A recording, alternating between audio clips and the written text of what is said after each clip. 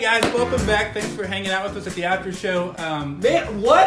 I mean, that was the best sermon I've heard in a long time. There was something different about today's sermon. I can't quite put my finger on it. It was so much better than what I've been listening to for the past 6 or 7 weeks. It really was. I mean, like, just over the top. Like, I don't know what it was. Yeah. Phenomenal. So whatever it was, we got to keep that going on. So, hey, Dom posed a great question at the in his sermon today. And it was, how do we find peace in the midst of chaos? And the answer is Jesus. Jesus. It's always the right answer. It's always the right answer. When in doubt. Okay. But why? I love it. See, I look at every other religion in the world right now. Half of them say, if you want to find peace, you gotta achieve it by working harder. Good luck working harder right now. There's no working being done. There's no possible way you can be working harder. The other half of them say that if you're going to achieve peace, you have to completely empty yourself. That does nothing to alleviate the chaos. The only way that we achieve peace in the midst of chaos, right in the middle of it, is Jesus. It really is true, and it's so obvious right now in the midst of it that it's the only answer we can rely on. I love it. So great job, Dom. Thank you so much. I needed that. And it's the only answer when it's not coronavirus. You know, Yeah, I mean, right. like when we get back into Normal or The new normal. Right. normal, right? Yeah. New busyness, maybe busier than ever for some of us.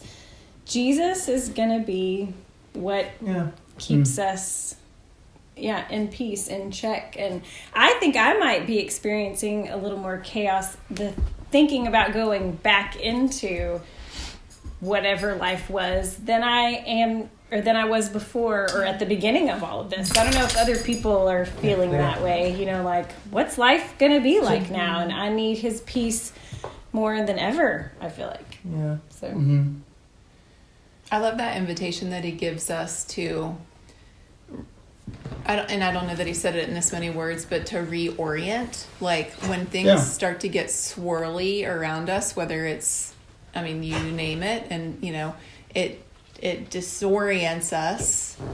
It's disorienting. Things start to, you know, get a little bit wacky, but the invitation is to focus and to shift our attention off of those circumstances ourselves. You know, you pick the way that you have been disoriented, and we can instead turn and focus on that which remains constant. Like Isaiah talked about it all the way thousands of years before he was even born. Like that thing that is constant no matter what the circumstance is Jesus and is God, and those things that are secure, we get to put our focus there, and they don't let us down. Mm-hmm.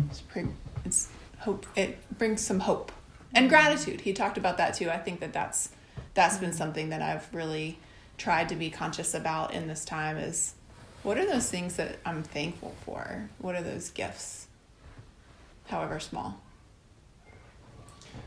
So we are all at times experience the emotion of disorder or the feeling of the opposite of peace. Mm-hmm. I think the constant, the truth being spoken into my life right now of, no, there is a Prince of Peace that is real. Victory has been won. You know, we were created to experience order. Don said order, disorder, reorder through Jesus. Yeah.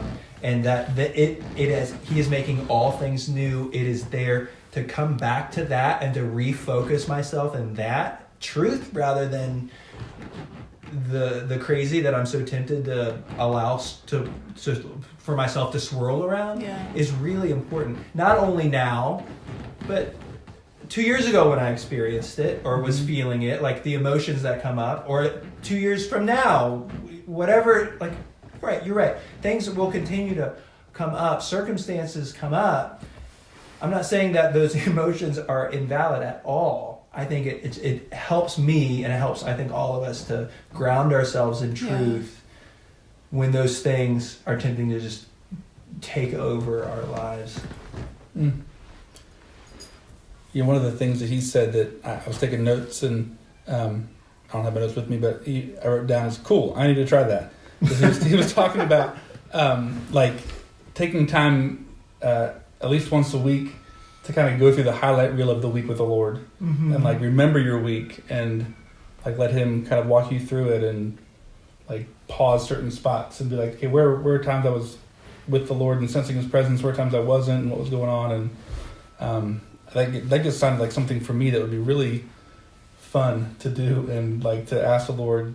I often, like when I pray, I often think, okay, God, what's going to happen next? Like, tell me the future, or how do I need to, like, today I've got this, and this going on, so Lord, be ready to work in this. But also kind of recapping and remembering. And that's part of the gratitude piece too for me too, is like remembering, oh yeah, that's right. I was worried about that on Monday, and then by Tuesday you totally worked it out, and you're spending time remembering how the Lord has provided and how He's brought peace in the midst of my chaos. And I think it's just a good exercise to do. It's a discipline. Yes. Like it really sometimes takes some conscious effort to think about the good stuff. Yeah. But I'd imagine that it's there. Yeah. Well, that's a good application. You had several of them. Anything else that you guys kind of take away from this to apply to our lives this week? It's just I love Dom talked about the invitation, like that shalom brings this idea of like wholeness and completeness and community. And I mean, community just looks so different right now. But again, like talk about something to be thankful for. It's possible. Yeah. You know, we can be together virtually on our Zooms or on the phone or with our family in this different season.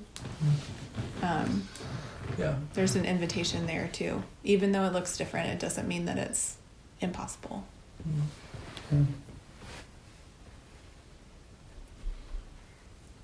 Cool. Good stuff, man. The Lord is so good and faithful and consistent. I love His consistency because we are not, and our world is not, but He is, and He's our anchor. He's our cornerstone that we can build our lives on, and it's not going to fail. So in everything, even COVID-19, with prayer and petition, with supplication, present our requests to God, and the peace of God that transcends all understanding will guard our hearts and our minds in Christ Jesus. Yeah, so hopefully, guys, this week, the peace of the Lord will guard your hearts and minds. Remember who He is and what He's done for you. Thanks for hanging out with us this week. As always, I've got the Keep On Keeping On worship playlist down below if you want to have some songs to just kind of worship the Lord to. And also, if you have kids, the Kids Corner is down there as well.